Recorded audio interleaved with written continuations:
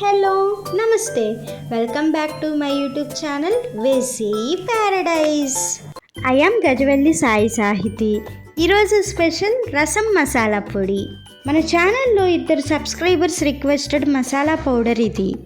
మేము చాలా ఫ్రీక్వెంట్గా రసం ప్రిపేర్ చేసుకుంటూ ఉంటాము. దానికోసం రసం మసాలా మేము ఎప్పుడు బయట కొనము, ఇంట్లోనే ఇలా ప్రిపేర్ చేసుకుంటూ ఉంటాము. ఈ రసం మసాలా 5 to 6 months ఈజీగా 8 కంటైనర్లో స్టోర్ చేసుకోవచ్చు.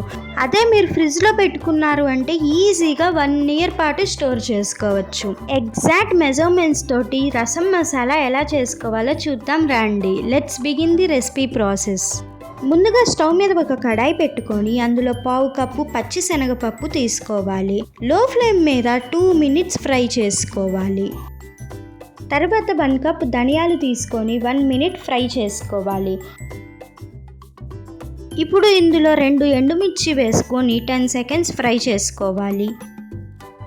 ఇప్పుడు ఇందులో 2 tablespoons జీలకర్ర వేసుకొని 1 minute ఫ్రై చేసుకున్న తర్వాత 2 teaspoons వరకు మిరియాలు వేసుకొని మరొక 1 minute ఫ్రై చేసుకోవాలి.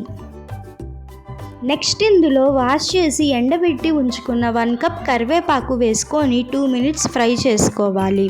కరివేపాకు బాగా ఎండిపోవాలని గుర్తుంచుకోండి. ఏమాత్రం తేమ ఉన్నా మసాలా నిల్వ ఉండదు. తర్వాత చిటికెడు మెంతులు వేసుకొని స్పైసెస్ అన్నీ బాగా ఫ్రై అయ్యేంత వరకు మధ్యలో మిక్స్ చేసుకుంటూ ఫ్రై చేసుకోవాలి. స్పైసెస్ మొత్తం కూడా లో ఫ్లేమ్ మీదే రోస్ట్ చేసుకోవాలి. చిటపట సౌండ్ రావటం స్టార్ట్ అయిన వెంటనే స్టవ్ ఆఫ్ చేసి చల్లారనివ్వాలి. చల్లారిన స్పైసెస్ అన్నిటిని మిక్సర్ జార్లోకి ట్రాన్స్ఫర్ చేసుకొని అందులో 2 teaspoons పసుపు యాడ్ చేసుకొని ఇక్కడ చూపిస్తున్న విధంగా మెత్తగా గ్రైండ్ చేసుకోవాలి. ఇలా రెడీ అయిన రసం మసాలాని 8 జార్లో స్టోర్ చేసుకోవాలి. ఎలాంటి ప్రిజర్వేటివ్స్ యూస్ చేయకుండా రసం మసాలా ఇలా ఇంట్లోనే ప్రిపేర్ చేసుకొని హెల్తీగా ఉండండి. మీరు రసం ప్రిపేర్ చేసేటప్పుడు 1/2 liter వాటర్కి 2 teaspoons మసాలా యూస్ చేస్తే సరిపోతుంది. ఇలాంటి మసాలా రెసిపీస్ ఇంకా మీకేమైనా కావాలి అనుకుంటే కమెంట్ చేయండి, ఖచ్చితంగా చేసి చూపిస్తాను. Stay tuned for more interesting recipes.